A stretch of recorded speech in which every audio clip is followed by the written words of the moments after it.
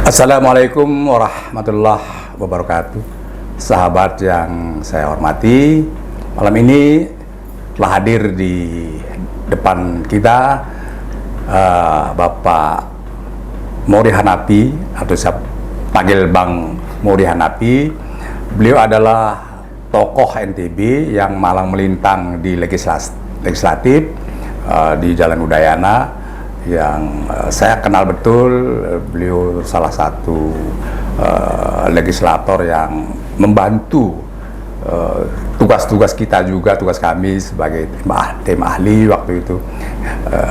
Banyak sekali kontribusi untuk memperlancar tugas-tugas di DPRD Provinsi. Beliau sekarang adalah juga terpilih di DPR Pusat ya, dari Dapil Sumbawa 1 ya. NTB 1. NTB 1.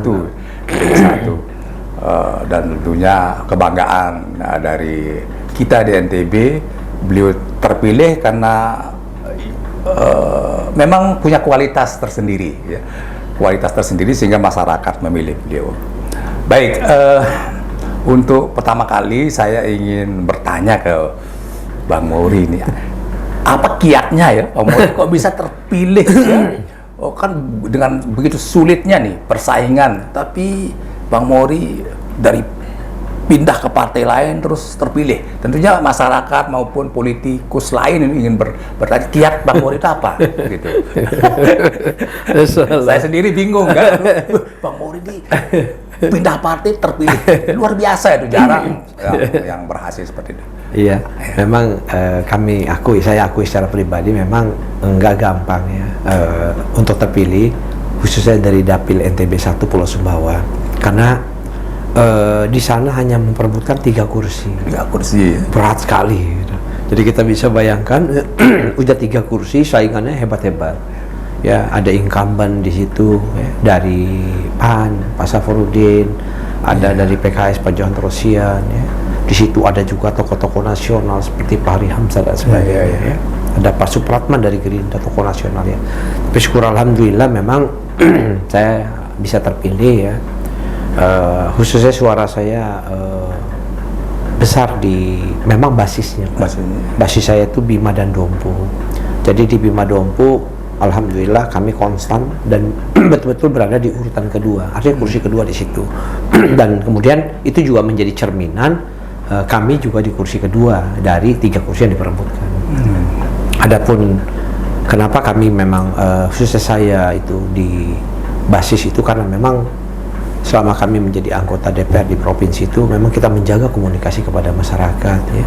Kita berusaha semaksimal mungkin memenuhi janji-janji politik kita ya, bekerja untuk masyarakat yang kita wakili, dan alhamdulillah ya masyarakat ya di tengah-tengah situasi pemilu yang terus terang semakin kompetitif, semakin ya mohon maaf, bahkan ada sebagian masa semakin brutal. Alhamdulillah masih banyak juga pemilih-pemilih cerdas ya, yang juga menjaga integritas, dan alhamdulillah saya termasuk terpilih lewat konstituen ya, atau masyarakat yang memang kami hitung itu sebagian besarnya cerdas-cerdas. Jadi syukur alhamdulillah.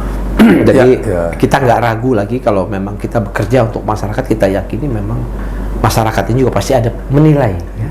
Ada menilai dalam hatinya, dia juga menilai dan kemudian diwujudkan dalam memilih. Sekalipun ya saya terus terang pindah partai ya, dari partai yang membesarkan saya yaitu Partai Gerindra, kemudian saya pindah ke Nasdem. Jadi pemilih saya itu kemudian mengikuti pindah gitu Pak. Jadi artinya dia melihat sosok ya, figur yang dia lihat, iya, personalnya yang dia lihat. Baik, Bang Maury, memang tadi ada statement Bang Maury itu pemilu kali ini katanya brutal ya. Bukan kata Bang Maury aja, tapi banyak pengamat mengatakan pemilu 2024 ini pileknya itu sangat brutal kan itu. Brutal maknanya ini brutal dari segi anggaran atau brutal dari sikap pemilih? Dari sikap pemilih ya. Pemilih ini memang harus kita akui sekarang semakin materialistis. Pragmatis ya. Dan saya ini udah terpilih dari tahun 2009. Waktu 2009 tuh orang memilih itu masih betul-betul murni ya. Kemudian 2014 juga ya udah mulai dikit-dikit Nah, ini sebetulnya dimulai tahun 2019. Jadi udah mulai agak kasar ya. Dan sekarang ini jauh lebih kasar. Kenapa seperti itu? Saya lihat memang ada perbedaan masyarakat ini kan sekarang pemilihan di berbagai tingkatan, Pak. Ya. Bayangkan aja untuk memilih seorang kepala desa. Kepala desa itu jor-joran betul sekarang. Miliaran bahkan. Bayangkan kepala desa loh. Kalau kita hitung gajinya nggak sampai 5 juta, tapi keluarkan biaya sedemikian besar. Nah, jadi masyarakat ini terlatih akhirnya. Kemudian dalam melakukan pemilihan itu pasti mereka berharap sesuatu ya, di hari-hari menjelang pemilihan. Nah ini memang betul-betul terjadi ya, maksudnya dan saya khawatir di tahun 2029 tuh semakin brutal. Perkiraan kita seperti itu. Tapi kalau belum ada perubahan ya, belum ada perubahan cara kan, bayangkan untuk milih sekarang kepala lingkungan aja, coba kita lihat. Kepala lingkungan di Kota Mataram misalnya, itu aduh, bayangkan tuh, coba. Ini kegagalan kita berpolitik atau kegagalan kita beragama ya Bang Muri? Karena kan menyuap dan disuap secara agama kan itu sama-sama masuk neraka gitu. Misalnya kan itu katanya. Betul. Apakah kegagalan para tuan guru juga tokoh agama untuk mengajarkan, mensosialisasikan jangan nerima sogokan misalnya. Tapi sekarang kok mayoritas atau sangat masif gitu ya. Sehingga saya kadang-kadang melihat ini siapa yang gagal sebenarnya kan gitu. Sehingga saya bilang mungkin pendidikan kita yang gagal di sekolah umum atau untuk hal-hal yang bersifat halal haram itu kan di ranah pendidikan agama gitu. Kalau menurut saya ini semua ya? kontribusi. Mohon maaf ya, kita nggak usah sebut ya. Ya bahkan juga tokoh-tokoh tertentu ini juga ikut-ikutan memanfaatkan. Saya punya banyak contoh ya, misalnya banyak tokoh-tokoh masyarakat yang sesungguhnya setengah tokoh gitu kan, itu didatengin nama caleg itu karena saking caleg butuh kan, ya padahal dia sebenarnya pengaruhnya juga nggak luas. Nah, kemudian dia mengkomersilkan kan. Nah, mohon maaf ini begitu banyak sekarang. Ya. Jadi tentunya para calon-calon ya di berbagai tingkatan, baik tingkat kabupaten, provinsi, pusat, ya, anggota DPD, bahkan pilpres sekalipun tentunya nggak mau kalah.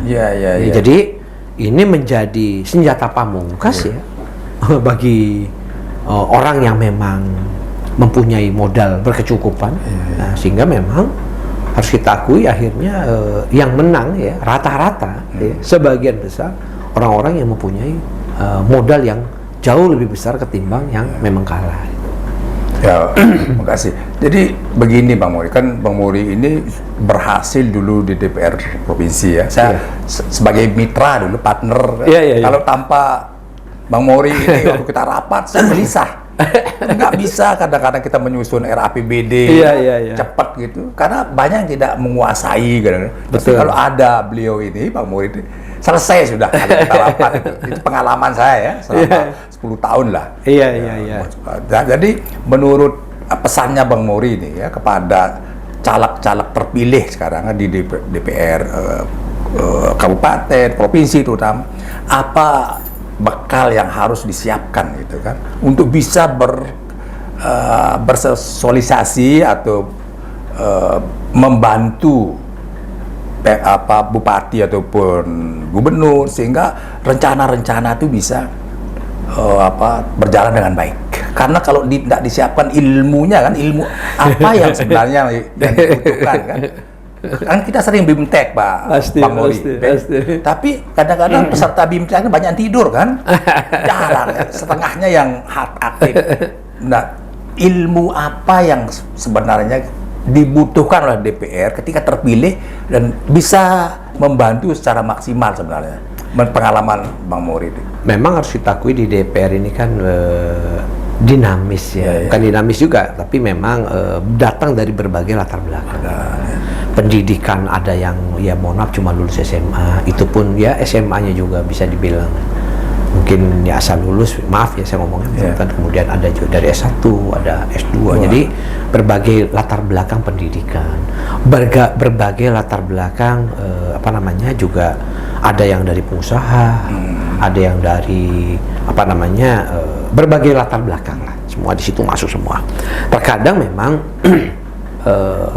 kalau kita mau jujur, sebagian besar dari teman-teman itu tidak menguasai apa yang mereka akan bahas.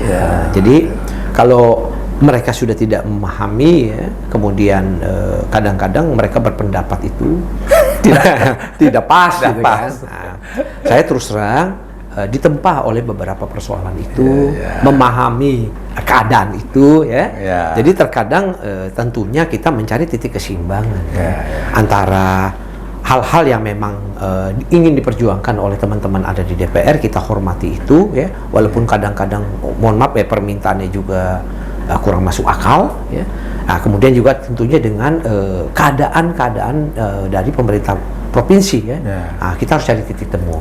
Dan alhamdulillah memang di forum-forum kalau forum rapat pertama kedua tuh memang biasanya dinamika itu muncul semua, keluhan-keluhan, saling berargumen, enggak.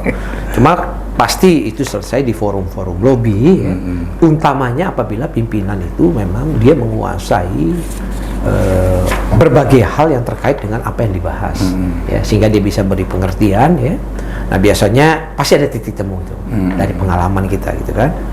Jadi teman-teman DPR biasanya ya walaupun ada juga satu dua yang tidak bisa menerima, biasa itu, tapi sebagian besar menerima, kemudian terhadap sesuatu persoalan akhirnya bisa kita sepakati dan kemudian bisa kita tetapkan. Baik. Beralih sekarang, Bang Maury, ini beralih ke tema lain.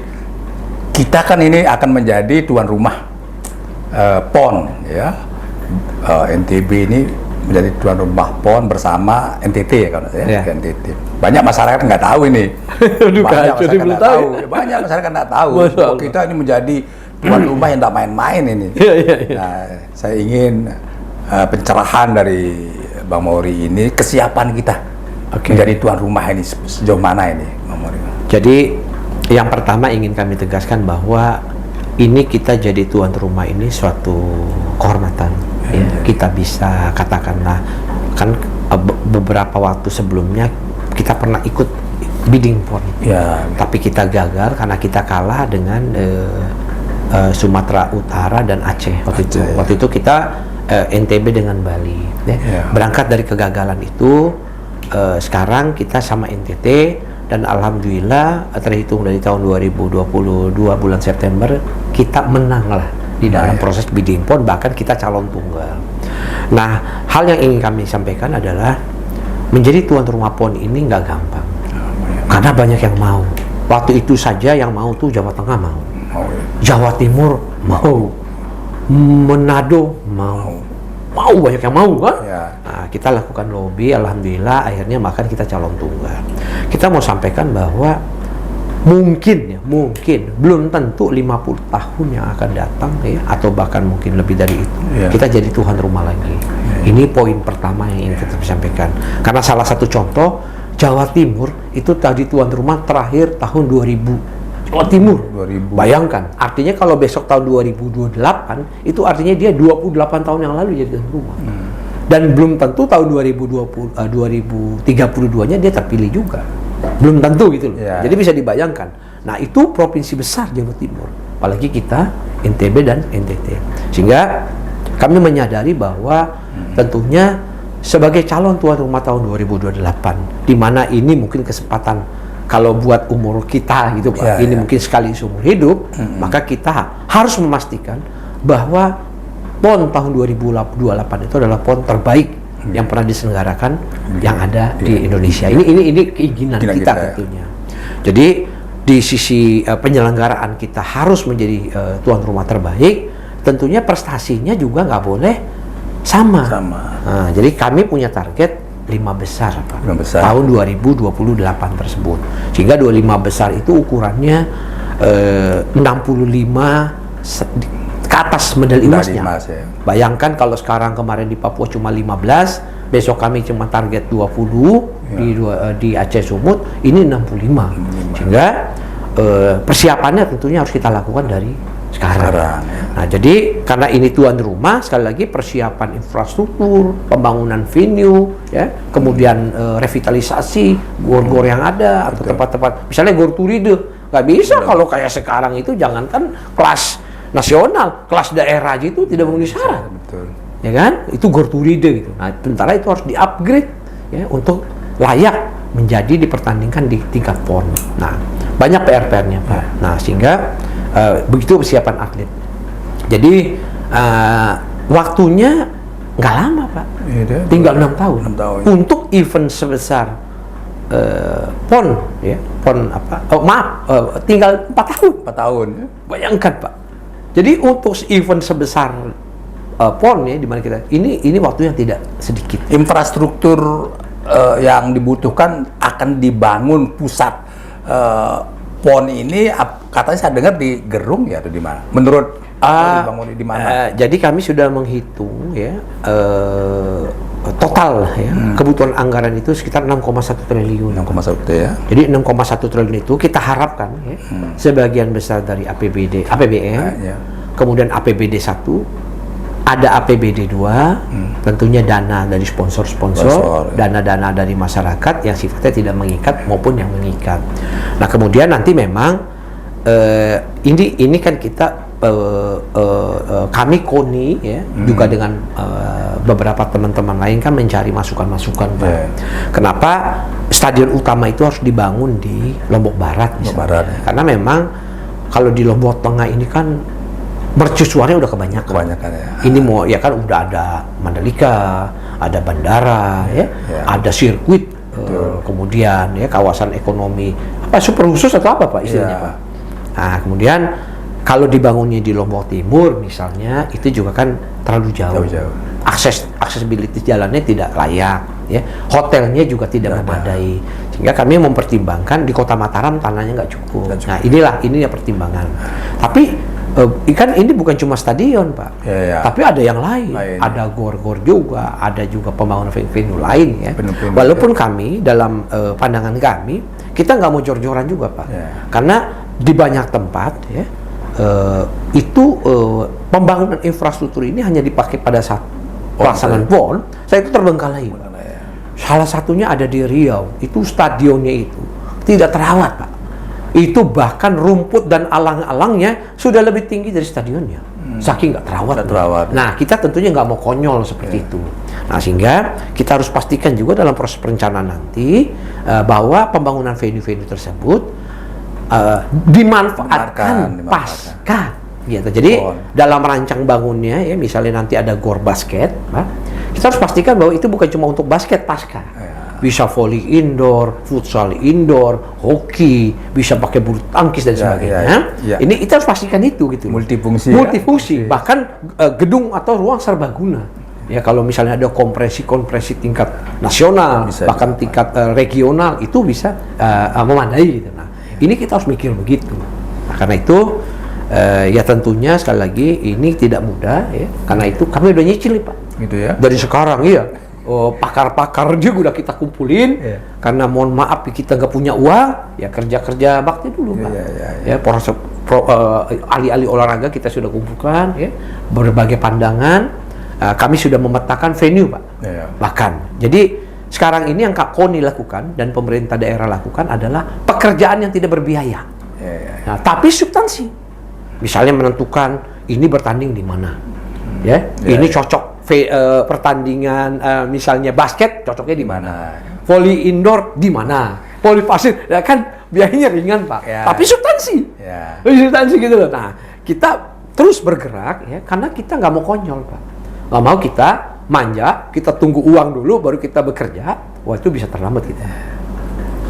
Baik, rencananya pembukaannya di NTB ya, terus penutupan di atau gimana? Kalau NTT sih minta di tempat dia. Pembukaannya. Gitu. Kita dikasih penutupan. Kalau buat kami itu ya nggak apa-apa lah ya. Karena terus terang ya pembukaan itu biayanya 3 kali lipat dari penutupan. Itu ya.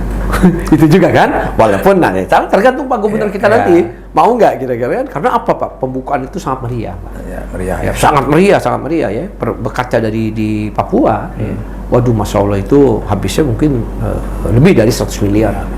Nah, ya kita mikir juga kan. Ya, jadi biarkan di sana pembukaan, ya di sini lebih substansi, di mana penutupan, hiburannya, kan, pemberian hadiah, kan itu justru lebih semarak. Ya makanya biaya sedikit, tapi sebenarnya lebih semarak ketika itu penutupan. pikiran kita juga, makanya kita nggak terlalu ngotot. Kan? Ya. Jadi NTT ngotot ya, pikir sementara ini pembukaan di sana, penutupan di NTB. Baik. Terus ini kan dampaknya luar biasa bagi daerah, bagi ekonomi terutama. Bahwa PON tuh ada ndak perencanaan persiapannya itu nggak ikut sertaan para pelaku usaha ya dalam besok di PON itu berdagang kan gitu seperti itu ya, sehingga mereka betul-betul juga memiliki kontribusi, memiliki kesempatan untuk mensosialisasi produknya kan. Kira-kira di dalam desain penyelenggaraan PON itu juga termasuk gitu Pak Maudy. Jadi kemarin kita ada Porprov Pak, tahun 2023 bulan Februari. Jadi di Porprov itu di setiap pertandingan itu rame sekali Pak pedagang UMKM itu Pak. UMKM ya. Wah, Insya Allah rame minta ampun Pak. Itu perkiraan kami ya. Bayangkan Pak, ada 34 cabur yang dipertandingkan. Dari 35 karena satu cabur sudah lebih dulu. Satu cabur kayak tinju itu Pak, babak penyisian tuh ribuan orang yang nonton. Bayangkan Pak, orang di sekitar UMKM itu kita tidak batasi Pak. Orang jual bebas. Ya, berapa orang beli minum, berapa orang, dan itu Pak, mulai dari habis maghrib sampai jam 12 malam itu satu cabur. Belum cabur-cabur lain. Kalau menurut perkiraan kami, walaupun ini nggak ada datanya di mana di BPS ya, itu omset Kota Mataram tuh, omset pergerakan Kota Mataram, Lombok Barat dan Lombok Tengah tempat penyelenggaraan itu mungkin hampir 50 miliar pergerakan, dan itu 50 miliar itu kualitasnya tinggi Pak. Apa yang kan maksud kualitas tinggi itu berkualitas karena ini pedagang langsung ya dari masyarakat kecil kita Pak ya. Jadi uangnya muternya di benar-benar di kita Pak. Kan kalau kita mau berkaca di motor GP misalnya, mohon maaf Pak, itu mungkin triliunan. Tapi sebagian besar uangnya itu balik ke Jakarta. Nah, ini di sini gitu kan. Nah, kita harus merancang itu di tahun 2028. Salah satunya kami sedang mencoba berpikir, misalnya gini, bahwa tahun 2028 itu per hari nih Pak, hitungan kami atlet pelatih ofisial Pak, yang akan berada di NTB itu satu hari 25.000 orang Pak. 25.000 orang Pak. Kalau atlet itu pas standarnya dikasih 3 kali makan dan dikasih 2 kali snack. Artinya satu hari itu udah 125.000 pack akan beredar di masyarakat. Bayangkan tuh Pak, 125.000 dikali 17 hari. Nah, jadi bisa dikatakan itu omsetnya luar biasa. Nah, ini kami sebisa mungkin akan mendorong ya agar keterlibatan UMKM kita ya, pengusaha-pengusaha lokal ini Pak bisa diperbesar porsinya. Nah, ini salah satu contoh ya Pak. Belum lagi menyangkut dengan pembelian souvenir, restoran dan sebagainya. Belum lagi hotel Pak. Bayangkan hotel itu kebutuhan kamarnya hampir 15.000 kamar Pak. 15.000 kamar. Nah, kenapa saya tanya Pak, ini hotel apa? Ya karena kita hitung Pak. Kita sekarang berapa ini sekarang ini hitungan kami sudah 11.000 Pak. 11.000 masih kurang 4.000 kamar. Masih kurang 4.000 tapi masih ada 4 tahun. Kami ngitung kan Pak. Nah, karena misalnya gini Pak, contoh MXG motor GP. Pernah waktu motor GP pertama kali kita adakan itu kan orang dari luar itu bersamaan sekitar 60.000 orang. Tapi kan cuma 3 hari Pak. Oh, ini 17 hari Pak. 17 hari. Bisa dibayangkan tuh kayak apa Pak. Jadi kami bisa membayangkan begitu hebatnya pada saat itu kita ya, begitu besarnya perputaran uang yang akan masuk, tinggal bagaimana kita rancang ya supaya partisipasi daripada pengusaha lokal ini jauh lebih tinggi. Ini sebetulnya. Ya itulah ya teman-teman, bapak-bapak, ibu-ibu, para pedagang, para industri kecil ya, bahwa akan ada pesta besar di NTB ini. Bersiap-siaplah, mempersiapkan diri sebaik-baiknya para pedagang kecil ini. Masih 4 tahun, apa yang Anda persiapkan, apa yang Anda harus lindungi? Pertama itu misalnya Anda punya hak-hak paten, hak cipta, daftarkan sekarang. Nanti ditiru orang luar jualan di PON Anda nggak dapat apa-apa pakai logo Anda, logo di baju, daftarkan supaya jangan ditiru. Itu keuntungan bagi teman-teman pedagang. Makanan juga begitu, yang bisa di packing, yang bisa jadi oleh-oleh. Ya, jangan dimakan di sini aja, tapi bisa jadi oleh-oleh karena dia bisa terawat, terjamin lama. Itu yang kadang-kadang kita ini enak tapi tidak awet. Ya. Banyak sekali tuh Pak orang belanja souvenir itu bercermin pesan kita dari sekarang. Ya, besar sekali tuh Pak. Itu bisa, kalau itu kita bisa ratusan miliar tuh Pak. Orang beli kaos NTB, beli makanan kita, Ponis mungkin kaos apa, I Love Lombok yang di Sasaku dan itu saya yakin betul tuh. Kata kita cermin di Papua tuh nggak banyak Pak. Di kota Jayapura tuh nggak banyak. Cuma ada 1-2 tempat. Jadi ya kita borong-borong di situ, barang-barang pernik-pernik nggak penting sebetulnya kan. Contoh kaya, Lombok ini kaya, apalagi dengan Pulau Sumbawa, kita kaya kultur kita, kerajinan kita. Jadi kesempatan emas. Baik, sebelum kita akhiri, mungkin ada pesan-pesan lain dari Bang Mori ini kepada masyarakat kita menghadapi PON yang akan datang, pesan-pesan khususnya. Kita ini Pak saat ini sebelum bicara 2028 kan besok di 2024 ini Pak. Kita di Aceh dan Sumut. Terus terang kami KONI Nusa Tenggara Barat ditargetkan oleh pemerintah tuh meraih 20 medali emas dan ini nggak gampang. Apalagi di tengah-tengah keadaan fiskal kita yang belum membaik, ya di mana keterbatasan anggaran. Karena itu kami mohon partisipasi terus dari masyarakat, doa, restu ya, juga untuk memberi terus semangat ya, memberitakan Pak, terutama Pak. Karena kalau beritanya makin banyak, ya teman-teman yang membantu itu makin banyak Pak. Sponsor itu begitu kira-kira ya.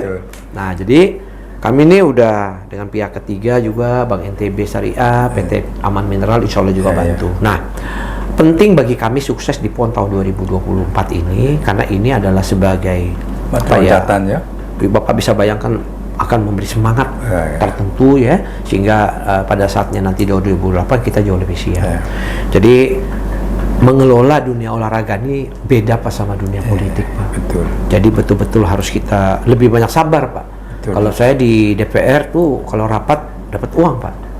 Ada gajinya gede gitu kan, uang dari mana-mana. Kalau di KON ini kita benar-benar kerja ikhlas ya, karena tapi kami sadari betul bahwa memang kita harus banyak sabar, dan memang dunia olahraga NTB ini saat ini sedang tumbuh dengan baik. Nah, karena itu momen ini tidak boleh kita abaikan. Kali ini mohon sekali lagi doa dan restu dari semua tokoh-tokoh masyarakat ya, pemerintah daerah ya, bapak-bapak semua, khususnya profesor lah ya, sebagai tokoh masyarakat kelas 1. Makanya kontribusi kita ini ya pertama mensosialisasikan lewat podcast ini tentang adanya gawe besar kita.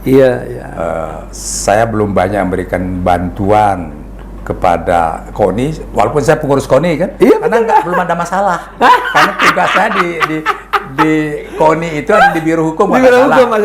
Ya aman-aman saja.